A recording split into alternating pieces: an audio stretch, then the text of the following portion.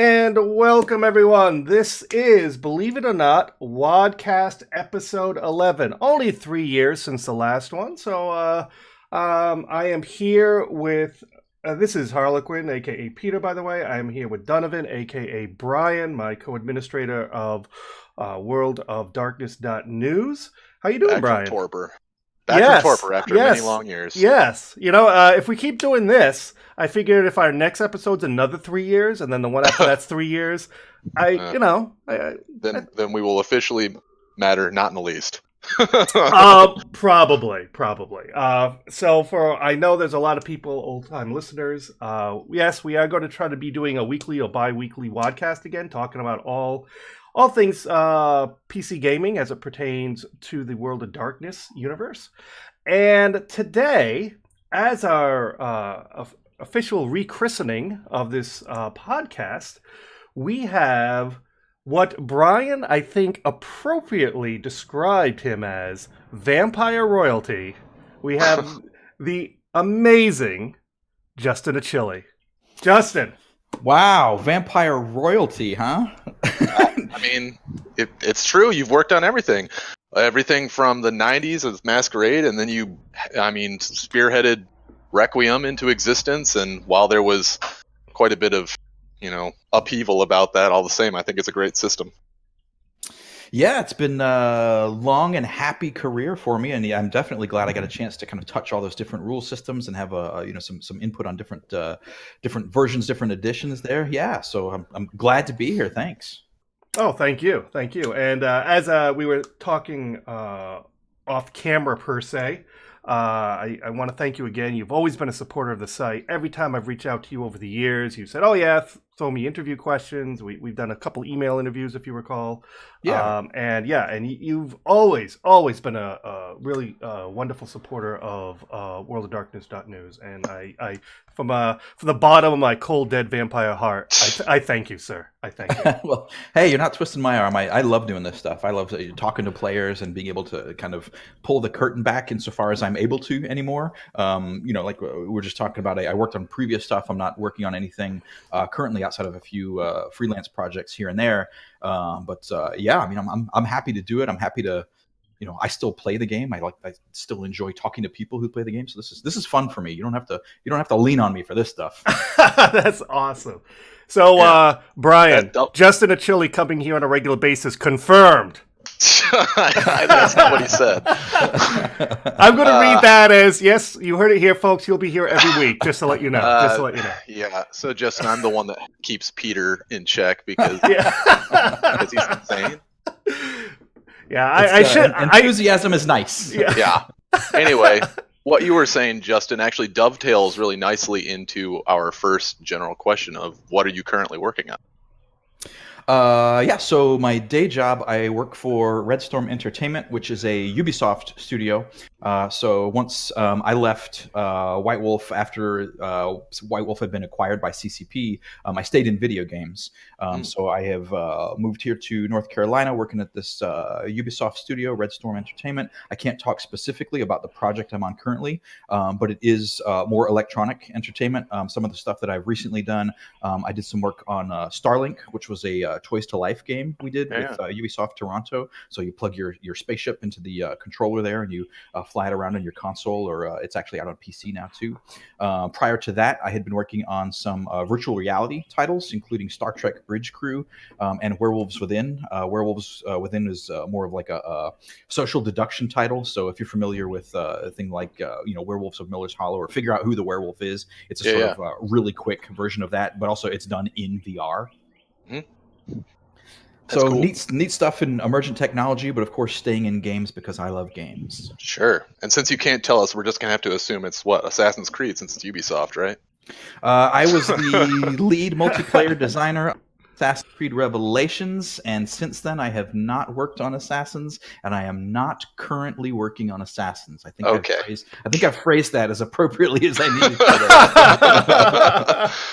Shot in the dark. Nice. Now, for those listening who are silly creatures who are not sure who Justin is, Justin started working on the World of Darkness / Vampire the Masquerade property in '95, if I recall my stats correctly.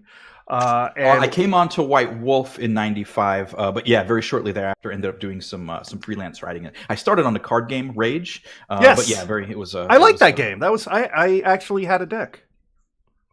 Yeah, it's a fun kind of beer and pretzels, everyone throwing cards out. The opposite of a CCG. It's more like a drunken brawl. Oh, it is. It is. Of werewolves. Because it's werewolves. Like, what the fuck? Yep. It's a bunch of werewolves trying to fucking kill each other. Let's just be honest. And I should say, Justin, as I don't know if you saw it in the chat before you joined here, feel free to say whatever you want. Swearing is allowed. And, of course, adult beverages. As today, I have my Cold Snap Sammy Adams. And Brian, what's your drink of choice? I am drinking a Sheboygan Brewery Blood Orange Honey. Michigan represent. Nice. I didn't know we were allowed to imbibe. Oh, yes. I'm going to pause hold here, and I'm going to run and grab a Four Roses real quick before we get fully started. Absolutely.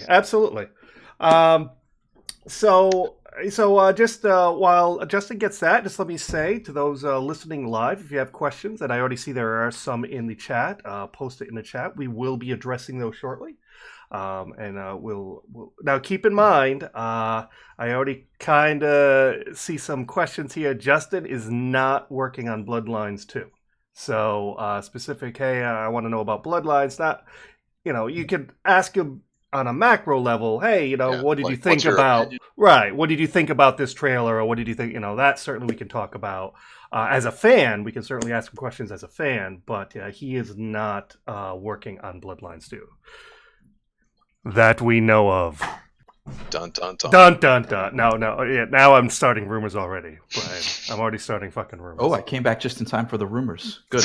Yeah. I was just telling those listening who were posing questions, which we're going to get to shortly, that you are not working on Bloodlines 2. So while we can talk about questions and your thoughts as a fan, you don't have any knowledge exactly what they're doing.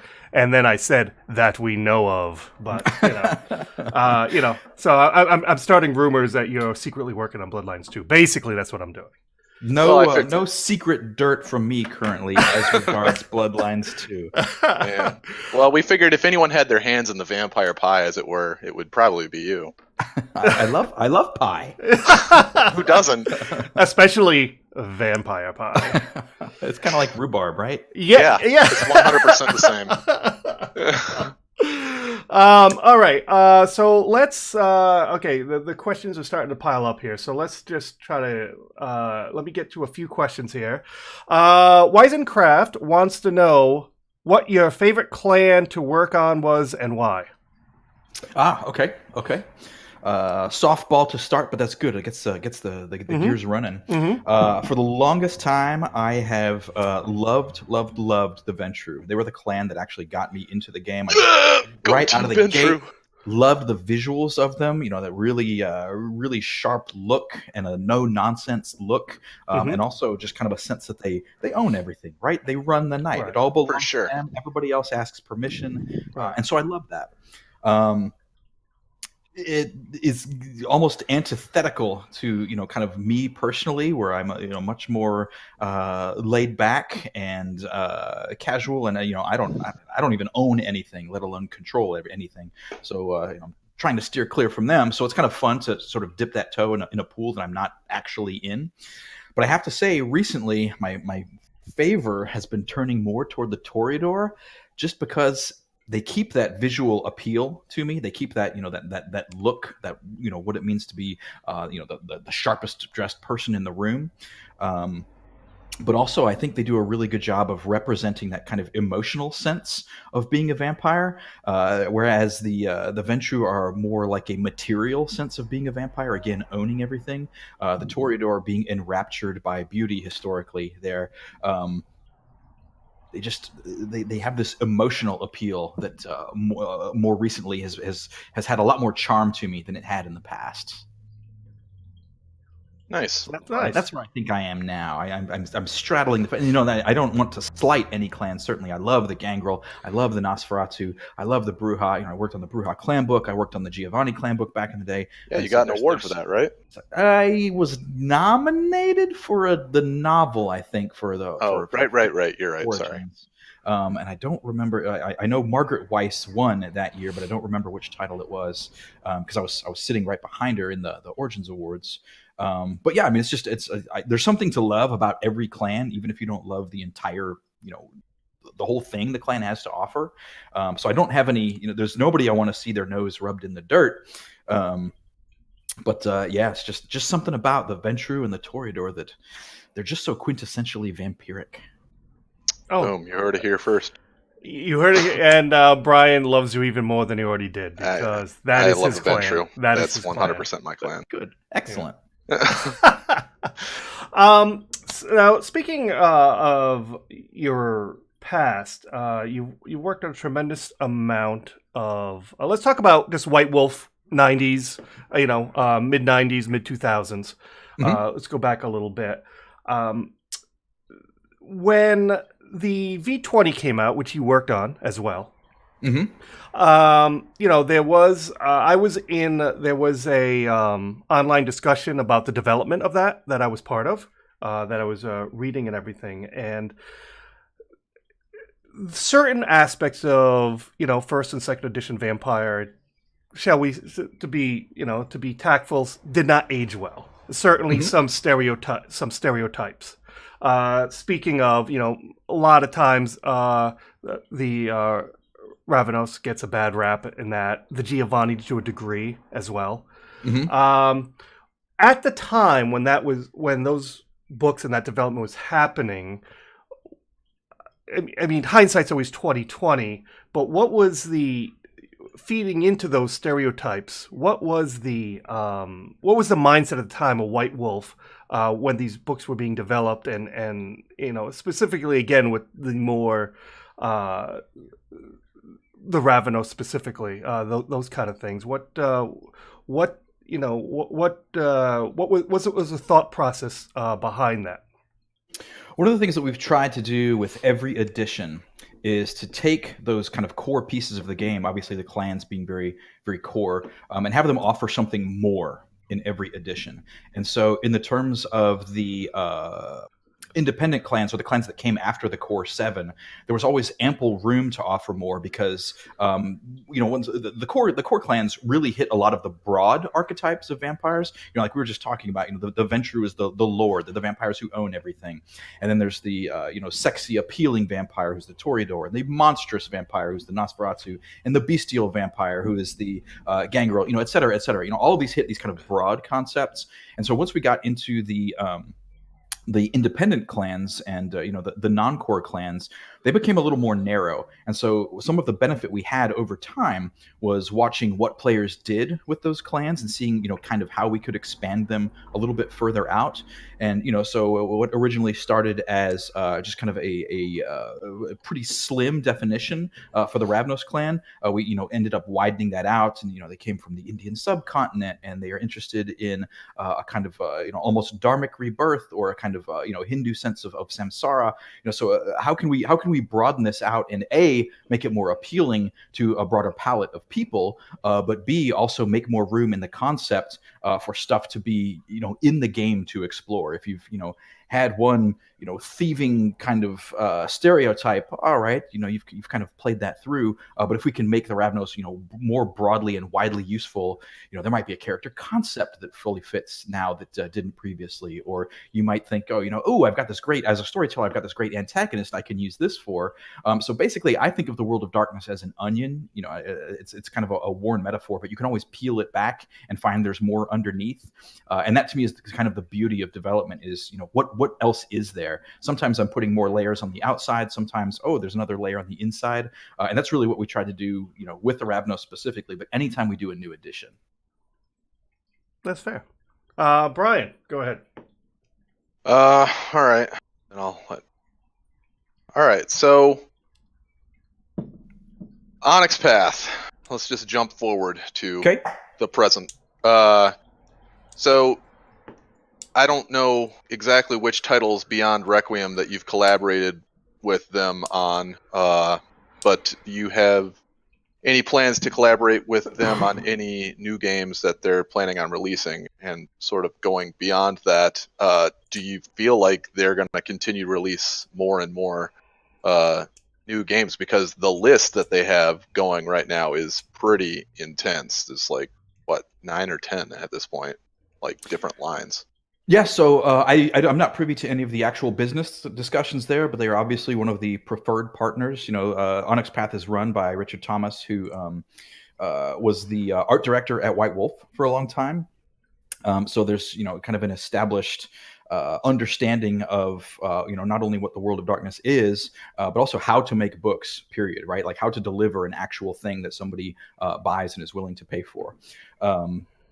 And so I would assume that Onyx Path would continue along those lines, and they not only have the Chronicles of Darkness, the Vampire the Requiem, and that sequence of new World of Darkness games, they got rebranded as Chronicles of Darkness, but also some of the kind of 20th anniversary edition versions of the game as well.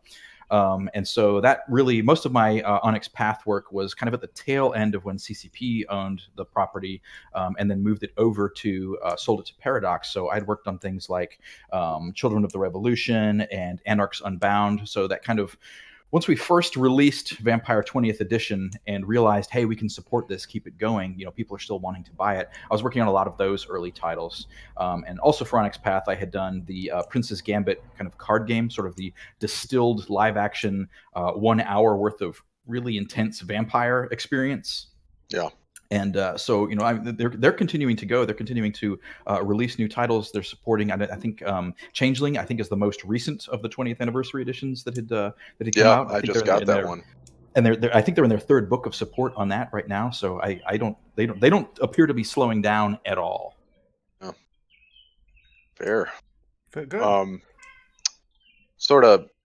Do you mind, Peter, if I Go jump ahead. on? All right, ahead. Thanks. So, with you've got a background in game development, you've got a background in video games now. So, what's your opinion on? Pretty much, do you think it's mostly a business choice that most of the games have been geared towards the old World of Darkness rather than sort of trying out the Chronicles of Darkness setting? Because there was all that angst when we switched over from Masquerade to Requiem initially. Are they trying to avoid a similar situation in the video game world? I think that they are watching the momentum that when we announced that the World of Darkness MMO was going to be set in the world of Masquerade and not Requiem, there was a really big positive reception to that. Right. Sure. So, and kind of dovetailing with that was, when we did the 20th anniversary edition of Vampire, we were going to go through a distributor, and eventually they said, yeah, we think we could sell this much. And we said, well, we're going to go bigger than that, I think. So we're not going to go through the distributor. We're going to go direct to the players. And that was, that was a gamble that turned out correct. We sold more than the distributor thought we could. So obviously there was still more of a thirst for that original World of Darkness setting. Masquerade and Apocalypse and Mage the Ascension, that series of games there. And so also the way things work now, they are taking anyone who wants to make something pitches to Paradox, right? So what they're seeing and the things that they're greenlighting are the things that they are approving because someone is coming to them and saying, hey, I really want to make this. So the enthusiasm is coming from the part of, the game developers and the game designers and the people who are working on the board games in there. They're really wanting to do a lot that is in that original World of Darkness setting. While at the same time, they are not wanting to kind of coast on the coattails. At no point have you ever heard them say, yes, this is a nostalgia property and we're just going to continue selling to the people who have all, played all along and we're not interested in anybody new. Quite the opposite. You can see, when you watch the LA by Night streams or videos, they're reaching an entire new generation of players with that original World of Darkness. And so when you kind of contrast that with the Chronicles of Darkness still has its hardcore devotees. It's just, for whatever reason, didn't hit that same chord with people, and hasn't kind of grabbed that generation who, 10, 20, however many years later say, oh yeah, I really want to make this game, or I really want to do this. And I think part of that has a lot to do with when we did the original Chronicles of Darkness games, we set them up much more to be like toolboxes. So it was the early 2000s, and sales really had slowed down for the original World of Darkness, and there was a lot of D20 stuff in the market then. So there was this kind of hit to distributors where they were not interested in taking a whole lot of risk. They weren't going to try out, we'll take this many of your product, and we only think we're going to sell this many. And so while we hit really big initially with Chronicles of Darkness, it didn't sustain in the long term the same way it did. And then, that was kind of the impetus to, take the World of Darkness in the MMO back to the original property there. And it was the impetus to do the 20th anniversary edition, which, originally was just going to be this kind of one-off, hey, let's do this new edition of Vampire and say thanks to everybody. And it, did so well that it spawned, a 20th anniversary edition of all of those games. So really, it's just the kind of momentum of A, the creators who are making it and wanting to get the license to do it, and B, that's right now where the players are. I think, for the Chronicles of Darkness, there are, again, a very strong and devoted subset, but, that is a subset of the original World of Darkness players. All right. Nice. Speaking of V20, I personally love V20. I think Excellent. it is the edition, if you will, of the old world. That was the hope, right? When we were doing this, was we were talking before we started about you being at the Grand Masquerade and where I had met you guys, and we went into that. The conversation started with, we'll do an art book, or we'll do some kind of signature award for players here to say kind of thank you for being with us 20 years. That's where the conversation turned to, well, we all love this game, let's just do a new edition of the game. And a lot of people do consider it that that definitive classic World of Darkness edition. And that being the case, that it is a big thank you, right? It's for the players who have been there all along. It's every clan in the core book and all of the kind of supplementary material as much as we could pack in there. I of course have to mention Eddie Webb, who is a excellent co-developer on the project. He kind of brought it across home plate after I had left CCP there. But yeah, as you mentioned, it was designed to be, hey, thanks for being with us all this time. Right.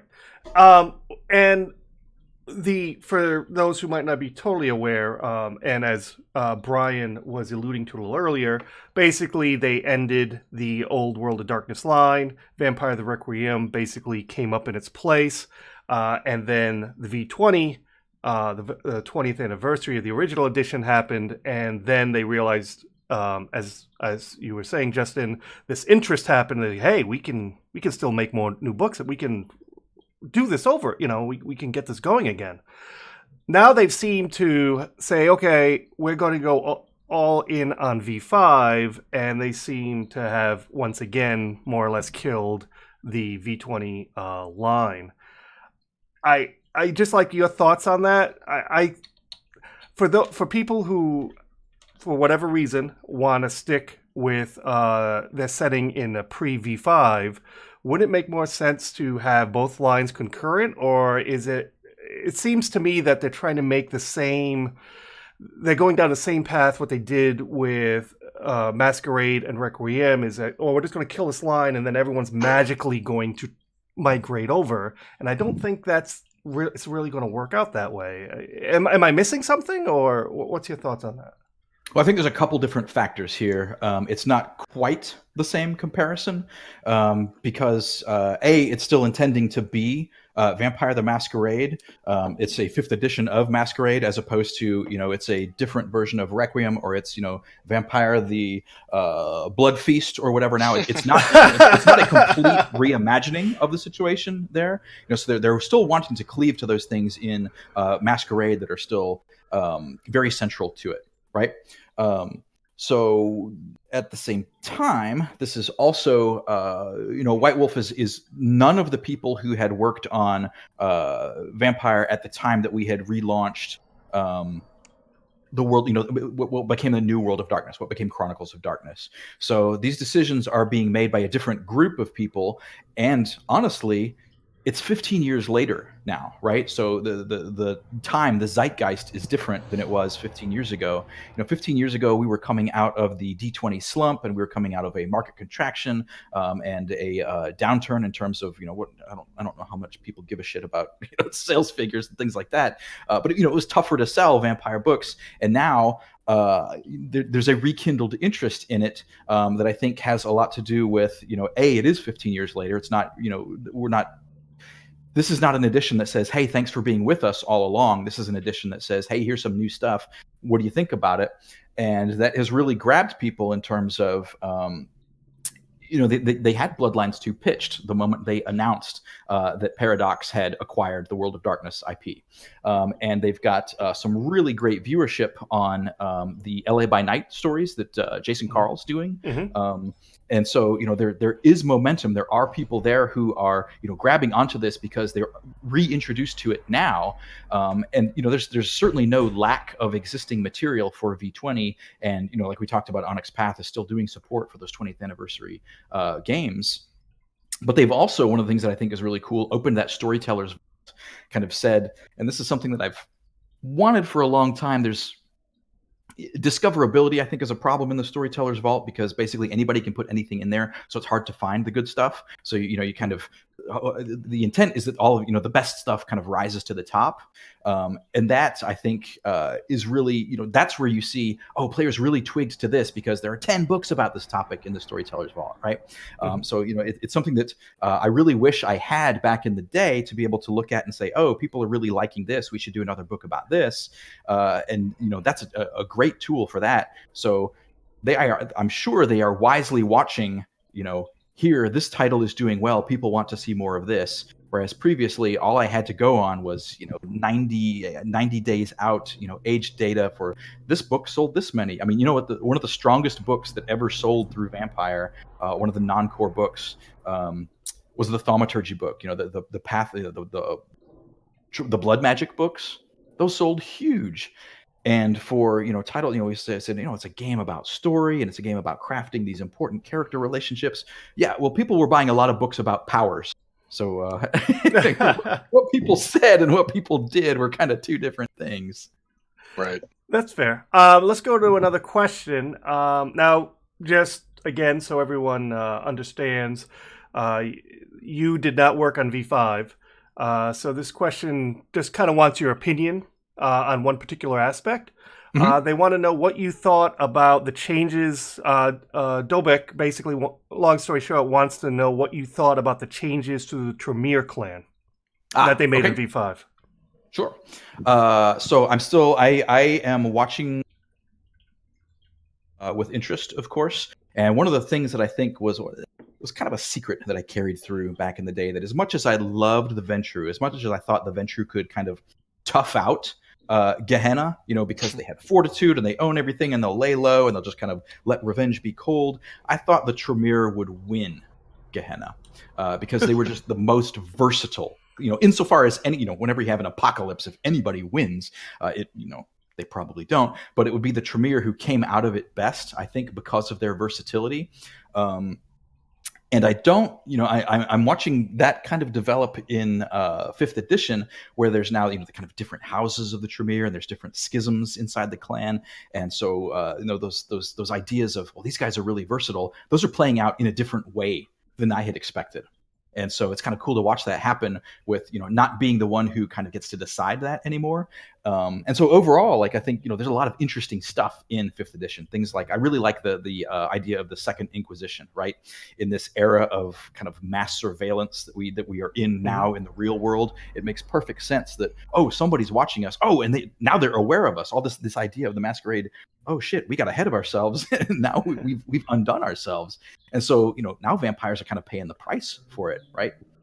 And another one of the things that I think is really cool is kind of getting into systems is the idea of the hunger dice mechanic there. Whereas previously, if you spent a blood point, you'd mark off a blood point, and every morning you woke up and you spent exactly one blood point. And now there is a lot less, I guess, certainty about where you stand, because the dice there, at any point the dice can tell you, no, what, you're really hungry right now, you blew it, instead of, oh, well, I can really well micromanage this particular resource, almost like a board game style. I like the uncertainty of those hunger dice there, and I'd be interested to see if that kind of carries over into some of the other games. Is there such a thing as, are there rage dice? What's the concept that comes over to make werewolves less inherently knowable? We were talking earlier about some of the things that didn't quite age well, and I think spending that resource exactly point for point didn't quite age well, and so that's why I like that uncertainty of the dice roll representing, hey, you're hungry now, guess what, it's an issue. It feels much more capricious, much more beast-like there, and I feel that's a kind of more modern, hey, here's this intruding situation, what are you going to do about it, vampire, now that you're starving for blood? And so, I think that's pretty cool. So I kind of deviated from the original question there, but overall, there's neat stuff in 5th edition that, starting with the Tremere, where does the rest of it happen? Where does the rest of it shake out? As Clan Tremere myself, I'm a little taken aback by the whole the collapse of the pyramid. I gotta say that stung. Not gonna lie, that stung. But we will prevail. We will prevail. But that's one of the interesting things about editions, right? If it was just another edition with art and a different font, an edition should make changes. An edition should provoke responses from players, right? It should pose new questions to you. There should be new challenges in the world, and at no point should vampires ever be able to say, "Oh yeah, I got this handled, no problem." Brian, go ahead. Running out of stuff from me, but I've got one more, just because, I don't know, Justin's sort of been scattershot with his answers. I'm like, okay, well, he sort of answered that one then. But sorry. No, it's fine. It's because I'm reading your mind as a venture. Well, you know what? Honestly, I feel like I would say that you were kowtowing to us if you knew us better, because you said Tremere were going to win and Vinci were great. So yeah. Peter's a huge Tremere fan. Now hang on. I didn't say they should win. I didn't say the title team. I said they probably do some sneaky, underhanded shit. There's probably a lot of backstabbing going on. There's probably a lot of, we can replicate your discipline now, so you're irrelevant. Hear that, Peter? You're sneaky and underhanded. Well, I 100% agree with that. Okay, what was I gonna say before? All right, what is your general view on Bloodlines 2? Do you like what you've seen so far? Do you enjoy the direction they're taking? Are you happy that it's going to be set in a different city? It's sort of like a continuation, but is it really? Because there's a lot of little nuanced differences between the two games. Yeah, I honestly am really looking forward to it. I don't think in that project who doesn't, I'm making air quotes here, get it. Yeah. And so I think it's really in the hands of people who love it, and I think that's obvious from like I was saying, they talked about it not at E3, at GDC this year. The moment that Hardsuit found out that Paradox had the license for this, they immediately put together a presentation and pitched it. Right, so these are people who love the game. They're people who have been associated with the previous game. One of the things that I really am interested in is whenever you do a game in a different medium, whenever you take a tabletop game and take it into, a card game or move it to a video game, there's things that need to be done differently, just because the way the player interacts with the systems is different. And so that's one of the things that I'm really looking forward to here, is seeing, okay, what are we going to do with these clans now that, they have been kind of developing, not in a vacuum, but, kind of against the backdrop of here's this new edition. So anything that went previously, you don't necessarily have to cleave to that. So where does it go, right? Like, how are they going to give us those vampires that they know and they love for the same reasons that we all love them? How do they do that in a new game? And I am eagerly watching that game. Nice.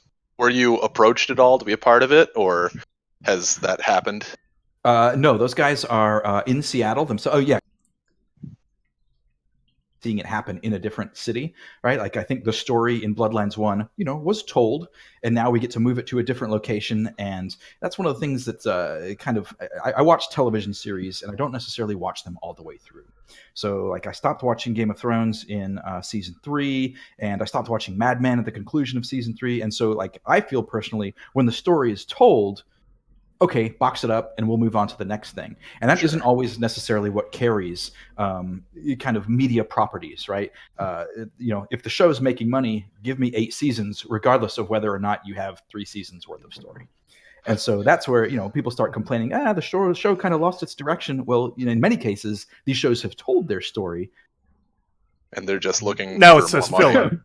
But people still want a check, right? People, and I'm not accusing anything, but I'm saying that's one of the interesting too here is they've made that clean break. This isn't the continuing adventures of Bloodlines 1. This is, here's another story set in a different city, and it's going to do its business. It's going to tell its thing. One of the things I like about Paradox too is that they are well aware of the value of modding. So I think one of the cool things will be able to, if they remain true to their publishing chops here, there will be ways to mod the game yourself and continue telling the stories that you want to tell outside, the core game story.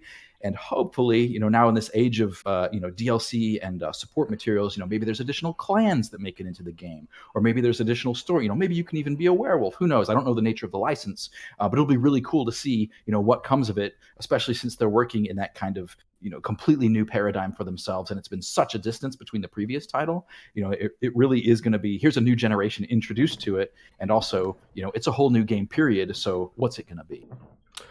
Speaking of that, I'm getting a few questions here from chat. Did you have any input or did you do any work on Bloodlines 1? I was the core property developer on Bloodlines 1. So even though Bloodlines was developed the computer game itself was developed by Troika and then gone through Activision as the publisher, all of that stuff came through us as the license holder. So, we saw their scripts and we reviewed their builds and things like that. So while I didn't have any, immediate hands-on work in the first Bloodlines, it was something that we were aware of and, giving our okays on and suggesting changes to.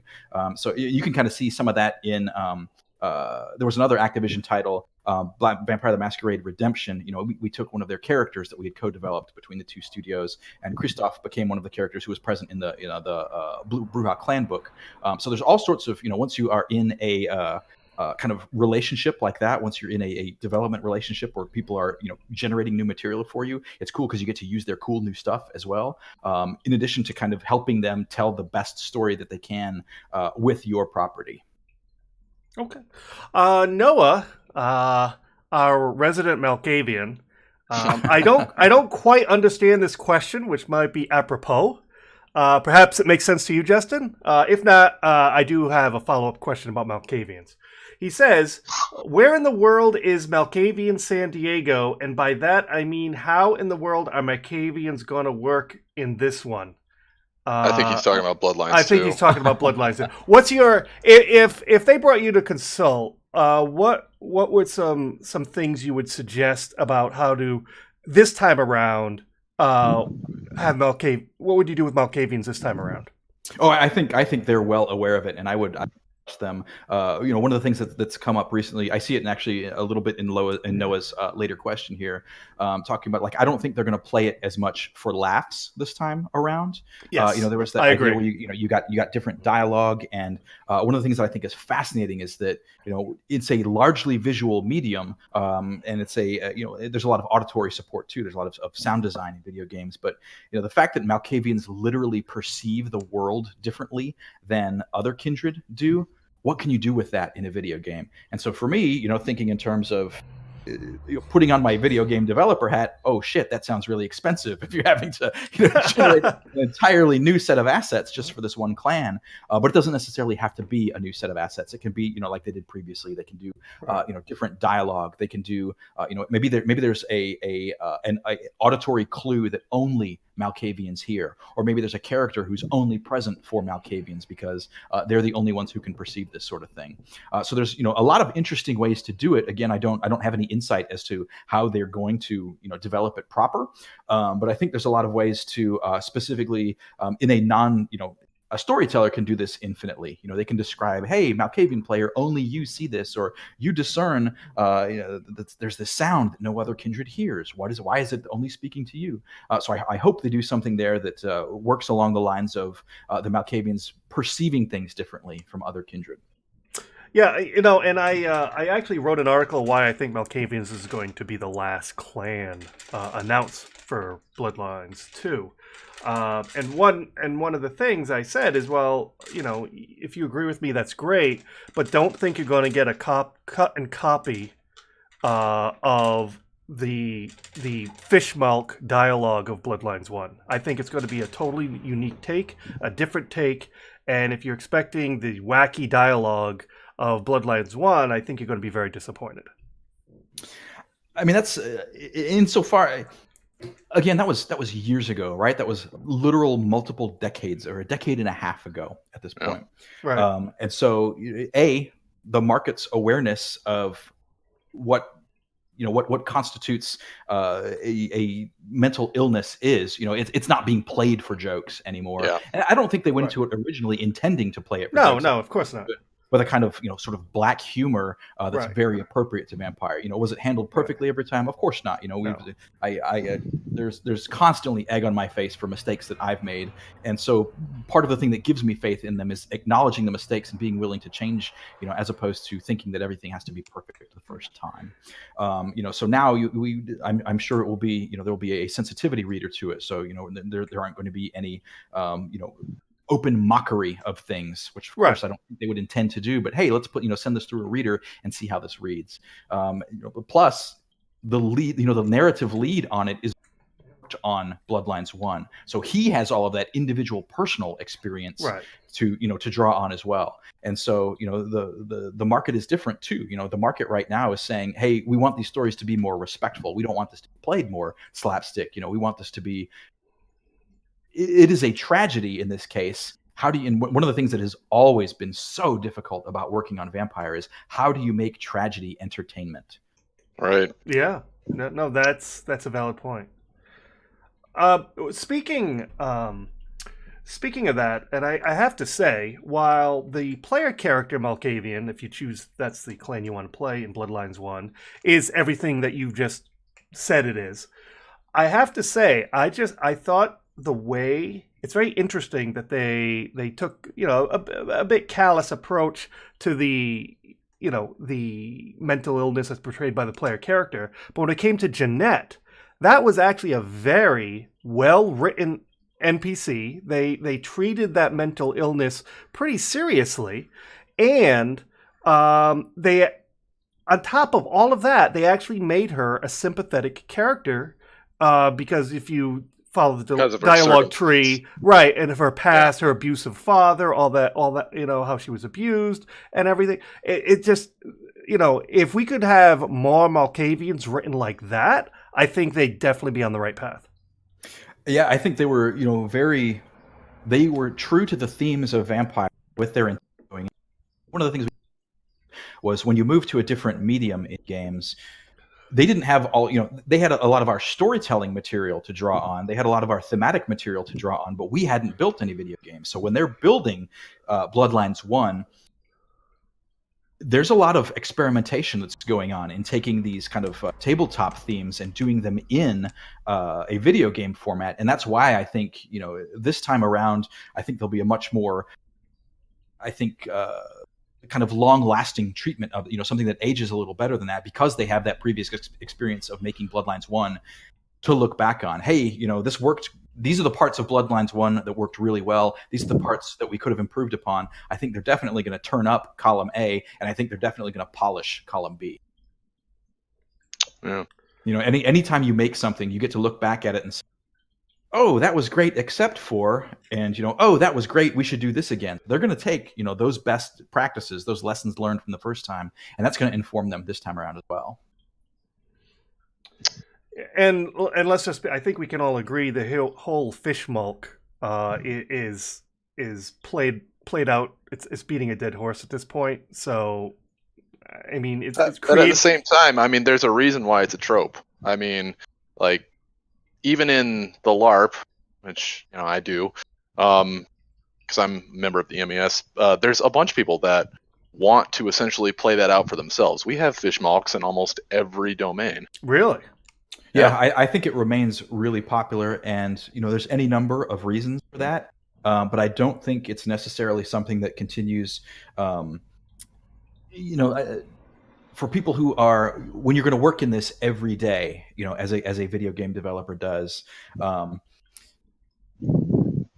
these are people who are wanting to challenge themselves. And so for the Fishmouth players, they're playing it probably fairly infrequently, or they're, I don't know what their motivations are for playing it. Sometimes they're trying to provoke response from others, and sometimes they genuinely think, oh, this is to be played for laughs, things like that. And those are things that can be addressed individually at the table. But overall, as you say, I don't think there's a whole lot of substance to the Fishmouth approach.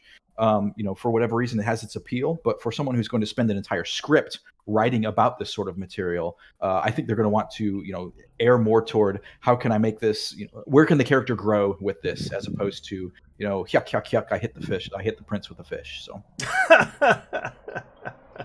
yeah.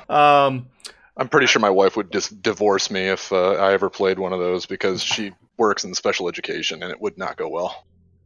And a lot of times, frankly, to be honest, Vampire the Masquerade draws on a Gothic literary tradition, right? And so this Gothic tradition is not really very respectful of mental illness. It's when someone is morally a failure, they are described as mad, something like that. So that's something that, when you're working on Vampire, you have to transcend the source material.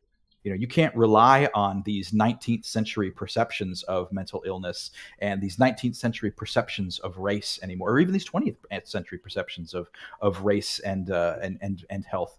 Only until recently was homosexuality considered a literal mental illness. It was right. And so you have to set that stuff aside, despite it being true to the genre. Okay, genre is secondary to the people who are actually living this right now. Right, and I think later clan books during Masquerade, before the switch over to Requiem, did a good job of essentially describing that idea in the foreword before you actually got into the meat of the books. Like, this is an ugly book. It has all of these things in it, yada yada yada. Take it for literary devices. Don't take it as like you must play this way. Mm-hmm. Mm-hmm. Yeah. Like the Giovanni book did that, because it describes terrible things, necrophilia and incest and all these awful things that they do to each other.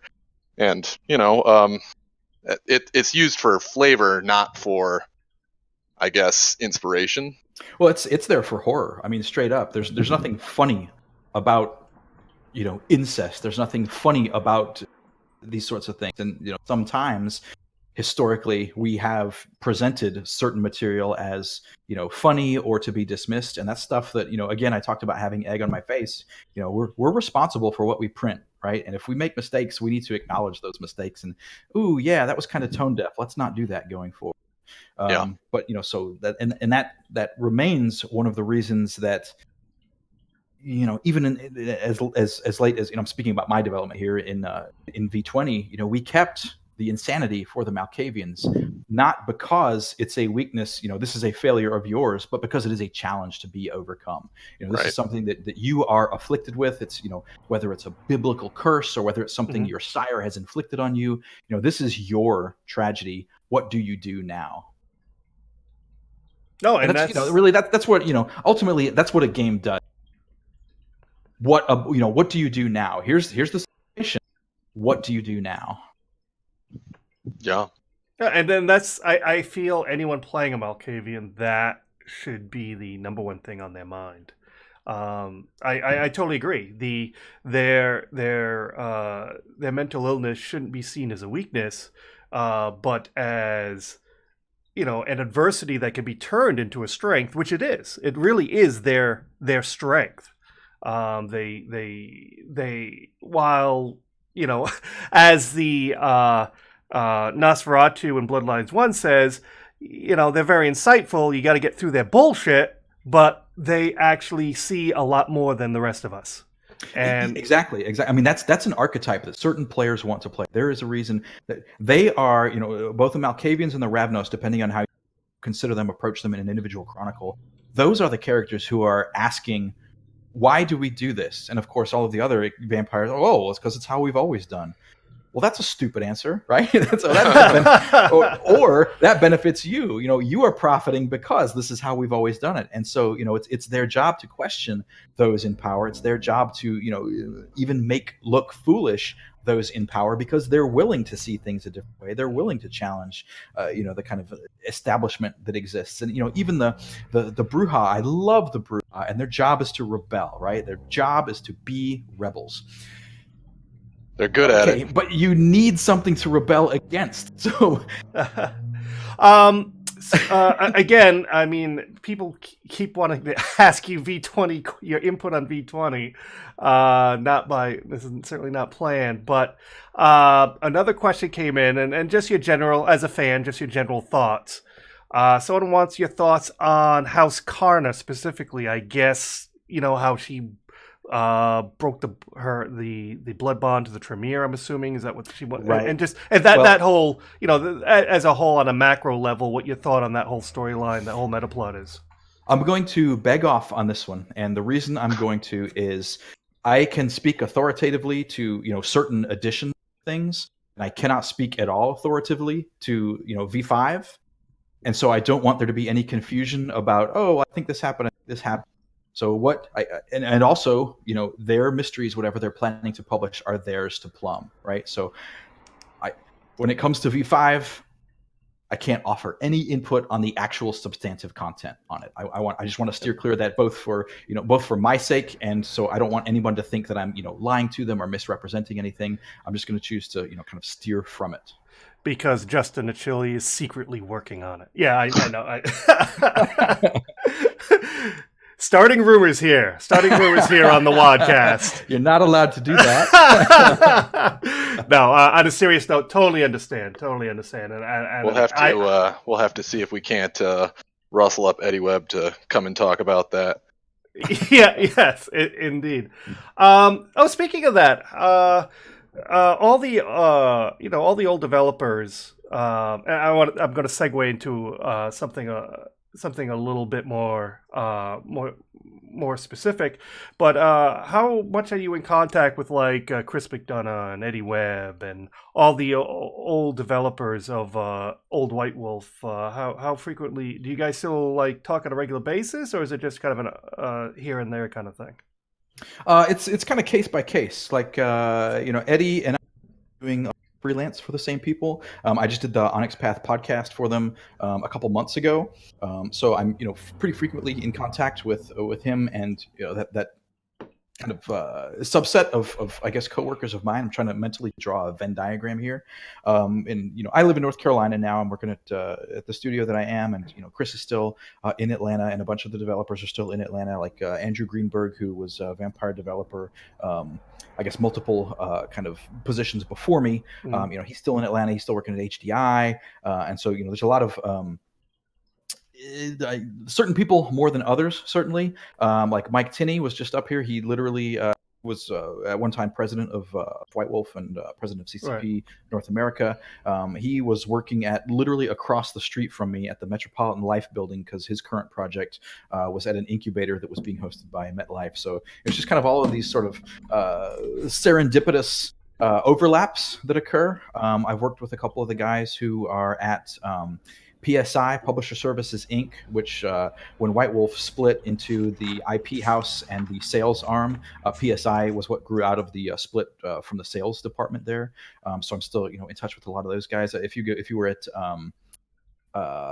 Grand Masquerade those couple of years ago, you probably ran into Greg Fountain, who is actually at one of their subsidiaries. So yeah, I mean, it's still a closely knit, I think, group of friends who are just kind of geographically apart.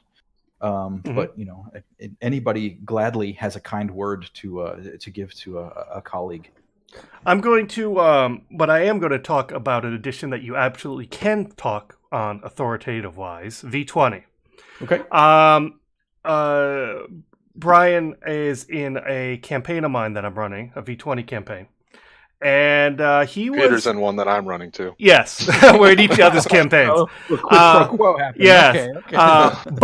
But one change that he was taken aback by, that as a diehard Venture player, he was not thrilled with, was in V20 you guys added in the domination discipline if you cannot dominate someone of lower generation.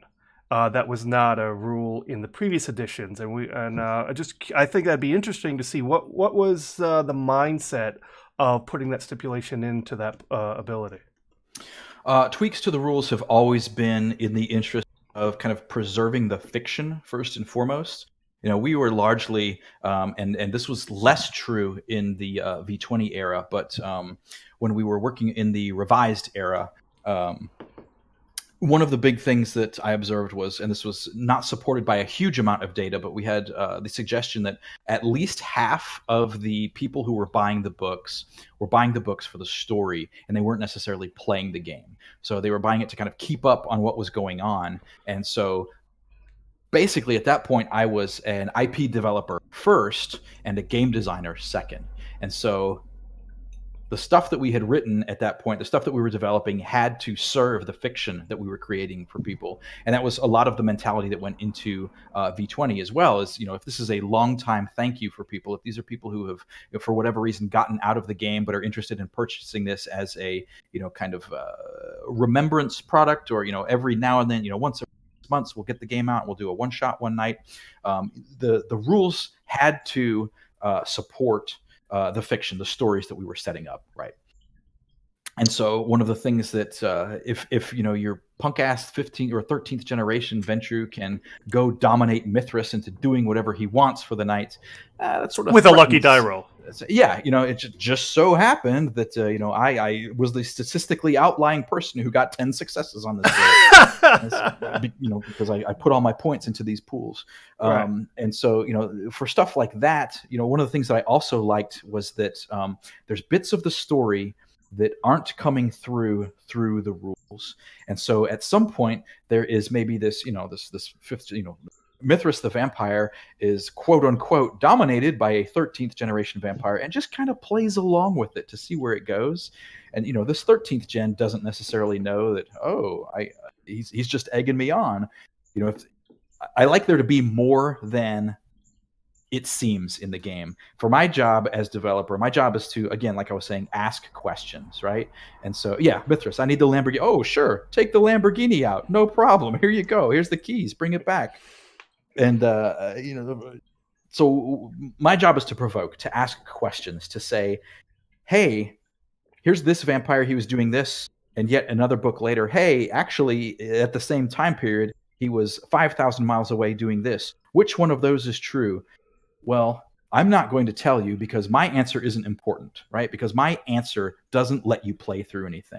The question that is provoked is. And so there, being able to have Ventrue not be dominated by literally lesser vampires, I think made them much scarier as elders.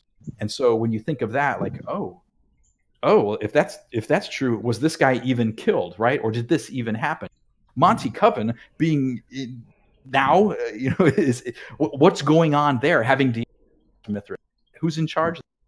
Stuff that we messed with when we were talking about Salat and Tremere, and who's in whose body and where's Goratrix right now. All of these things are basically built on questions that need to be supported by the rules. And so at that point, it was just kind of a rules cleanup thing that you could definitively say, no, this doesn't happen unless you want to build some story stuff.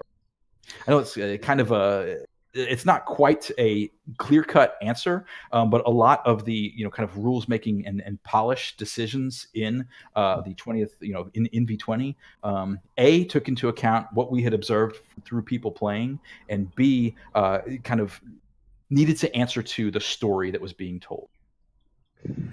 Does that make your power being nerfed feel a little bit better, Donovan? I didn't. I mean, they can do what they want. They own the game. I just play it.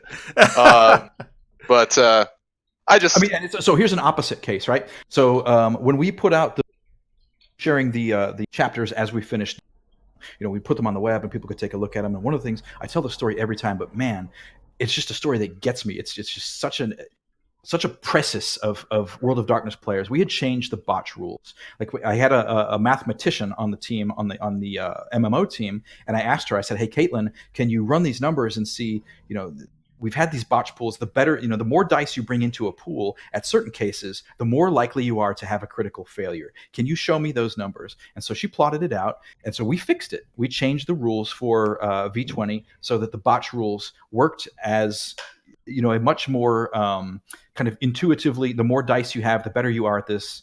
You aren't more likely to fail. And we put those up, and then players were like, no, don't fix the botch rules. We like the botch rules creating all these weird scenarios, fluke gaps. And so they wanted those because they were using them to tell stories that, when a failure occurs, failure is interesting. And so botches creating these absurd situations or these completely unexpected situations, the players wanted that. And that's something that I kick myself for, like, oh yeah, no shit. Of course that makes it more interesting. I shouldn't have fixed that in the first place. And so ultimately we ran with the printed version not being fixed. So players could preserve the interesting failures. Yeah. And in the game that I run, some very simple as just leaping over rooftops. The coterie was leaping over rooftops to get away from the police, and it was only like a 8-foot leap. It should have been just a very typical target 6 roll. First guy makes it, second guy, the last guy, critical botch. He ends up face planting. So I described it. You make a run. Just as you're about to go leap off your springing foot, the brick eave gives way. You lose your footing, and you go flying face first into the opposite building wall, and then fall down into the dumpster. You didn't die, obviously, but it wasn't final death. But it was more embarrassing than anything, and it was just hilarious. And now think of how much cool stuff just came out of that one description right there, right? Like, there is an environmental effect. You described the bricks crumbling. Here's this city of Gothic decay, right? And at the completely wrong time, this ancient architecture, or this attenuated architecture, just completely gives way beneath you. And so there's this great setting piece that you just described right there. There's also the sense of, it just created now a failure that the players have to, we just lost one of the coterie. What do we do? Do we abandon them? They're just cops they're running from. Okay, well, how do you deal with cops? You could easily overpower them, but that's going to create circumstances. That's going to create consequences for you. And then also, like, there's just this fundamental level of, hey, we're the cool vampires. Let us be cool.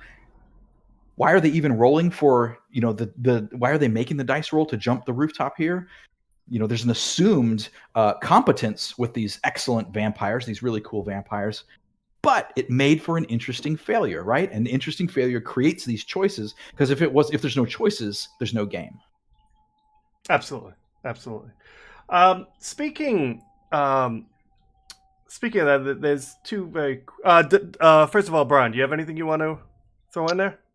So, I guess my summation for the whole interview for me, by the way, thank you for all your answers. They've been excellent.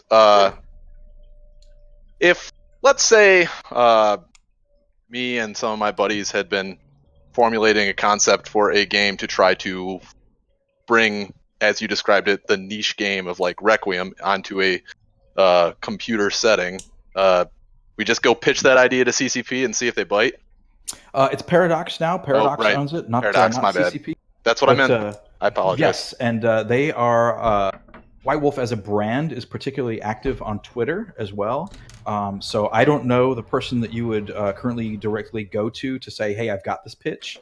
But you could also conceivably go through any of the partners. If you wanted to go through Onyx Path, or if you wanted to go through, I think Modifius has the ability to pitch these things to them. And I know they're entertaining stuff from people who aren't those channels as well. If you have something that's not an RPG, or if you have something that's something different, absolutely make the pitch. Cool.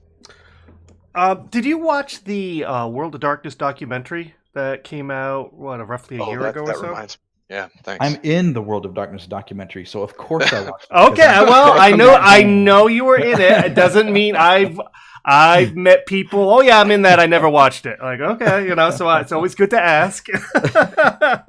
But good.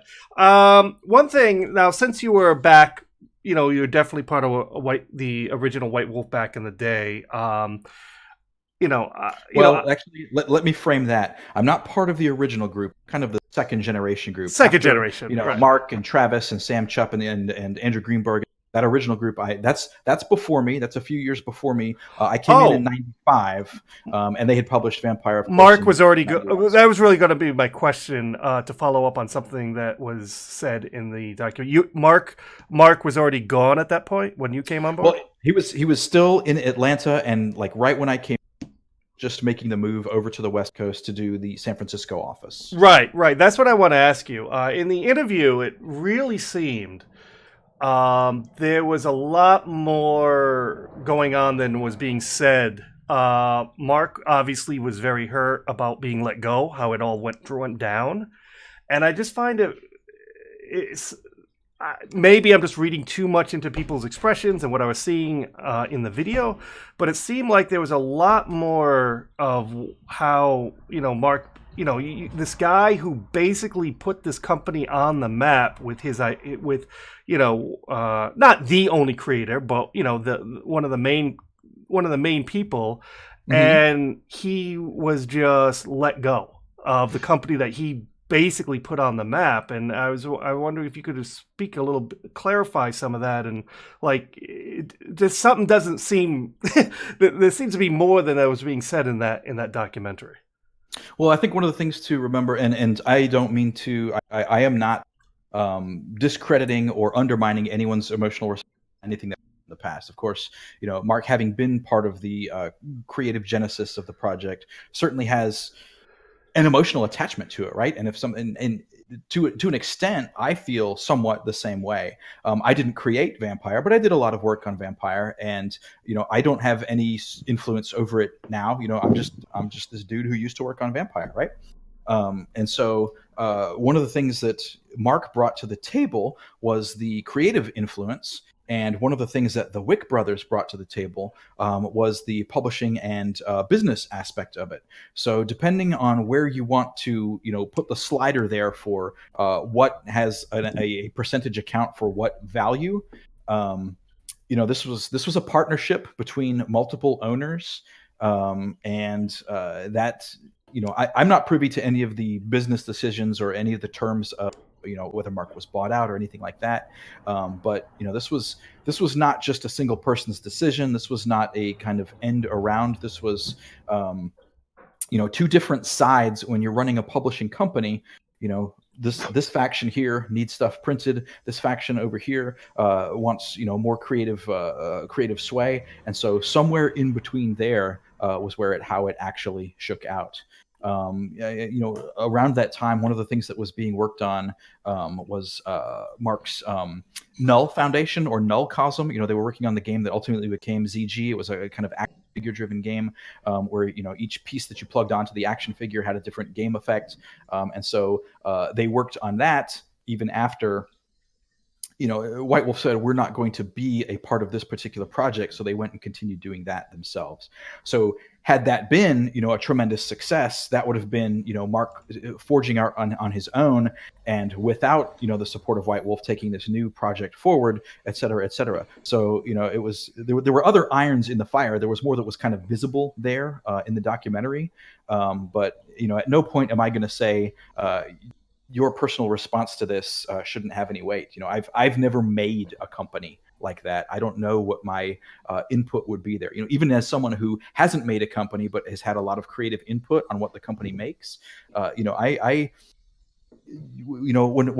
read that White Wolf has been bought or passed on or something, and I think, oh, I made that valuable, or I helped make that valuable to somebody.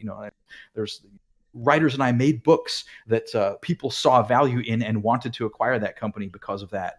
And I'm sure that's all the greater when you're someone like Mark who, helped build it from the ground up, as opposed to me who, like I said, just came in a couple years after, the wheels had been moving, of course. And, I have to realistically see both sides of it because, hang around and be creative is unfortunately not a job, right? It doesn't, people have bills to pay and houses to buy and food to they need to purchase, and so there needs to be a business aspect of it that's managed. But somewhere is the sweet spot where creative and business live harmoniously, and that isn't always true, and that isn't always that isn't necessarily the same throughout the life cycle of any company. Right. Two more questions. Brian, did you want to do a follow-up about the documentary, or did that cover you? Sort of. It's about the MMO, and a lot of people I've talked to have asked this question. There is a very active modding on pretty much all of the Vampire the Masquerade PC properties out there. Like Bloodline still has a crazy active modding community, which is really cool. So the MMO that never came into existence, there's clearly alpha code of that. Why not just open source that, just release it to the public? Because I bet you money that people would just jump on that and try to do something with it. So I'm gonna take this question in two parts. So the first part about modding, man, that is so dope, right? Like here's this game that's about allowing you to tell your own stories. And I think that being able to mod a game to tell your own stories is so true to what Vampire and the storyteller system were trying to do in the first place. I think that's amazing that people can basically take this kind of toolbox and bash their own stories together and share them with other people. Man, that is so fantastic. Going to the second part of the question, the MMO was built using, at that point, what was known as core technology in CCP. So if they made that available, that's actually making available bits and pieces of what EVE Online is still running today. So sharing code that exists in a commercially functional game, as well as all of it had to be, all of it was running from proprietary servers that CCP owned as well. So if you don't have a server, having all of the code really won't let you do anything with the game. You literally can't play it if it can't validate at the server. And I don't think CCP would look too kindly on any secret rogue servers out there that are running some percentage of EVE code. Yeah, I guess that does put it in perspective, because like Warhammer Online, which was great for like a few months and then just fizzled out, like that has actually been picked up by the modding community, and they've been reconstructing the game essentially, and on rogue servers have been running it for like a while now, which is cool. But yeah, since it is Mythic's own engine and they're not using it for anything else, then that makes sense.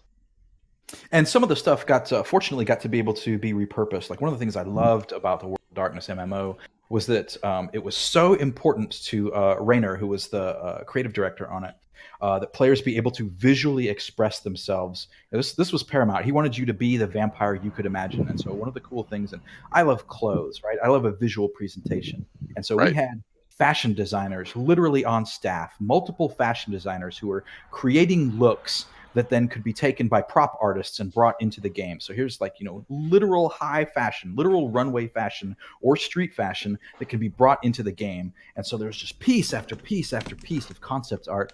And that's some of the stuff you see in 5th edition. Some of their clan spreads is that concept art from those literal fashion designers. And I think that's so fantastic, both in terms of being able to imagine, what would I look like in this? But also, it was just kind of a second home, a new home for some of that art that otherwise wouldn't have seen. Nobody beyond our development halls would have seen it that way. And so it's great that it got a place to be able to be shared with people like that. Right. Cool. Nice. Yeah. Donovan and I, we followed the MMO for about 5 years. Was it? Donovan? Something like that. Something like a that. Long time. Yeah, and we were so psyched for it, and it was painful. It was really painful. I'm being as diplomatic as I can right now, but it was hard. He was pissed. He was pissed in no uncertain terms. He vented to me for a long time. I can understand. I mean, there's something when you are part of a world, you want that world to thrive, right? You want community. You want what gives to you, and I feel the same way. I mean, like and make no bones about it. I came to Vampire as a fan.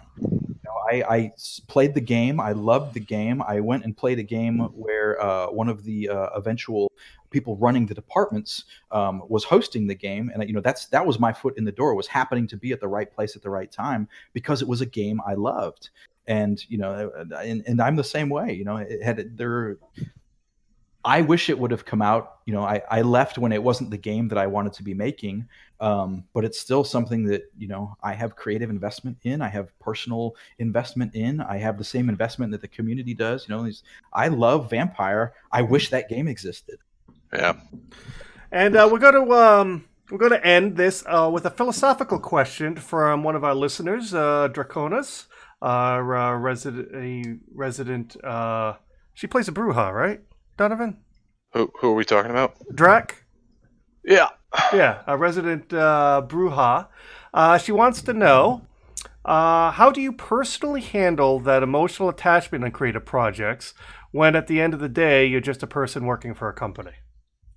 Oh, God. I wish I had the good... That's the nature of the world. By the way, I'm sorry. I stand corrected. She's a Toreador, not a Bruja. My bad. Okay, well, all right. So I understand the emotion. She plays like a Bruja. Yeah. We still love you, Drac. There's no good way to do it. There's no good way to do it. That's one of the things, you hear people say, oh, find the thing that you love and turn that into your job and you will never, be sorry for, I don't even know how the statement goes, but it's fucking bullshit, man. I'll tell you that, because when you make something and somebody else owns it and can kind of do what they want with it, it's just not yours, man. And then at the same time, if you look at it, oh, well, I'm just punching a clock. Well, then you don't have that passionate investment in it. If you're not going to get the best work out of somebody who doesn't give a shit about it. So it's this sweet spot you have to find. It's this fine line where you have to love what you're doing, but acknowledge that it belongs to somebody else. And so if I could go back and do anything over again, I don't think I would. I don't own Vampire. I got $0 when they were sold to CCP. I got $0 when they were sold to Paradox. I don't own it, but man, I would in a heartbeat go back and live those years again because I loved doing it. Would I like more ownership of it? Absolutely, I would. Would I like more influence over what happens when? Absolutely, I would. But that's because I love it. That's not because I'm trying to squeeze dollars out of it. And that's like we were talking about before, I've worked on Assassin's Creed in the past, and I don't own any of Assassin's Creed, and that was something that at that point I had come to terms with. Like, this isn't something I own. Much like Vampire, this is something that belongs to somebody else, and all my creative work is going to somebody else at that point. But I can love what I'm doing right now, so you kind of have to live in the moment with it. The alternative is to do stuff like, we talked about Eddie earlier. Eddie was doing, Pugmire. He basically said, I'm not going to do this for other people. I'm going to do this for my own self, and I have complete creative sway over it. And, I don't know that it's a blockbuster success, but I guarantee you it is making him happy to do it. Right. Very, very quickly, last thing. Do you think there will be a V30? Based on basically a revision of V20, not circumventing V5. Let me phrase it this way: I think it would be fantastic if there were a V30. I don't know how that jibes business-wise. I don't know if coming off V20 they wanted to do another edition and then another edition. I don't. That's a question that would have to be juggled by the business decision makers there. Right, the bean counters. Right. But I don't even necessarily know that I'd call them the bean counters, because at this point, understanding your player is so much of understanding your business. The what used to be called bean counters, now you have to know your player. You have to know those cohorts. You have to know who is. You can't just say, fuck it, we'll do a new edition and it'll carry itself. Right. All of that needs to be done on a P&L. All of that needs to have a business case to exist. So should there be a V30? I don't know. Would I like to see a V30? Absolutely, I would. If they reached out to work on it, would you work on it? That would be a question I would have to juggle in my head for a lot of the reasons we just discussed. Fair enough. But it's not a no. No, it's not a no. It's not. Nice. Nice. Do you feel if they said, "Hey, we're going to do a revision of V20, do a V30," do you just from you knowing all the previous people who worked on do you think you could get the old gang back together per se, or at least a chunk of them? It depends. What's the intent of V30? Is it like V20? Yeah, like just a revision of V20. Pre pre end times, pre V20 V5. That's tough. There's a lot of the class. There's a lot of my era that I would like to use. There's a lot of voices that came after me that I think would absolutely make valuable additions to it. So I think, again, I've been talking about sweet spots all night long, but finding that spot of, these are the people who are delivering on the classic expectation. These are people who are delivering on the new voice for, a new generation of players. No pun intended there, but a new group of players. You couldn't coast on, hey, 2,000 of you who have been along forever, here's another book for you. It would have to be something outward facing and intending to bring new people in. Right. And so that's why I think, you'd want the elders in there, and you'd want those trickster neonates shaking things up a little bit. Right. One thing Donovan actually mentioned to me that he thought would be a good idea for, if this theoretical V30 we're talking about, would be the game mechanics of Requiem, but with the setting of V20. Because he is the very, very Requiem rules. 2.0. Oh my God, they're so good. I love them. He's adamant that the mechanics that you designed are vastly superior than the classic. It's funny that you mentioned that. One of the things that I don't want to say anecdotally, but that had been observed, and this was in the CCP era, that players who were drawn to Masquerade, our market research had showed that players who were drawn to Masquerade were interested in the story and the setting, and the players who were drawn to Requiem were drawn to it because of rules integrity and because of the system was a better system than the classic storyteller system. A more kind of stable and reliable system. And we talked earlier about here's the botch. Yeah, it was the better you get, the more you fuck up. Yeah. And so like being able to synthesize those, I think would be a cool ambition. I don't know, that would be again something that would have to be considered from a literal ground zero. But look at V5. It's a very different system from V20, and yet it's still considered Vampire the Masquerade. There's stuff that I think, again, I was singing the praises of the Hunger Dice system. I think that's something that's valuable too. I don't think that I don't think you'd want to keep counting pips. Or it feels very resource management. It feels very kind of worker placement to me. Something that leaves more ambiguity in the system there. So it depends on what we're trying to achieve with it. I acknowledge absolutely that people who like especially the second edition of Requiem, they love the systems because the systems are better than the first edition, hands down. And I didn't work on it, so it's just, hey, pay it forward. You guys took something that we tried to improve and made it even better. Is there room for that? I think it would be cool. Would it happen? Again, I don't know. Yeah. Wow. Well, whenever I've spoken to any of the royalty, as I describe you, people that have had a heavy hand in creating and shaping, all these games that we love playing, I just, as we're signing off here, I just want to say thank you for the stories. They've been great. My pleasure. One of the things that I try to reinforce every time I talk about this is without people playing the game, I wouldn't have had the chance to do this, right? If this were not, if people didn't love it, I would just be typing into the void and no one would hear it. So whenever someone tells me thank you, I try to hopefully gracefully accept that thanks and also say thank you in return because, man, I talk about a charmed life. I've really had it.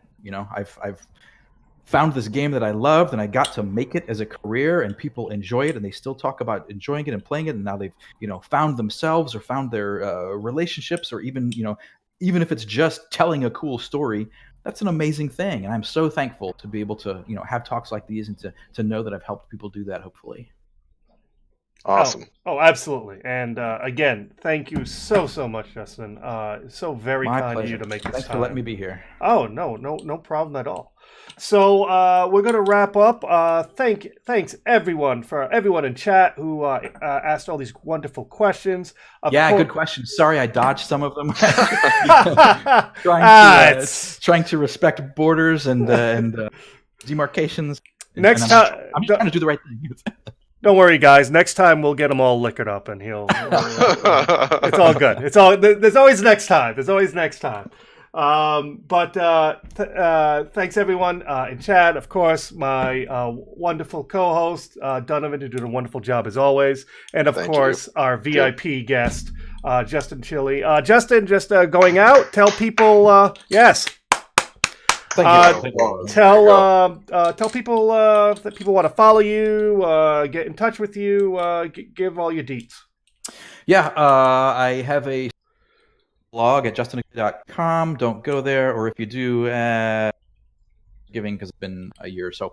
I'm currently more active on Twitter, JACHILLI, and there a couple of times a week I'm kind of digging back into some of the things that either go unsaid in Vampire or stuff that you kind of don't see when you buy the books. What was this behind some of the decisions that we make. So it's just a kind of good place to talk shop there. I'm on Facebook, but I don't use it very much. Pictures of my kids and stuff. And that's okay. So this wraps up WoDCast episode 11 after 3 years. So we'll see. Better late than never. It's all good. So thanks to everyone in chat: Drac, Dobikin, Noah, Fallen Lord, Everybody. yeah, just everyone. So signing out. Have a wonderful evening, and we will catch you next time.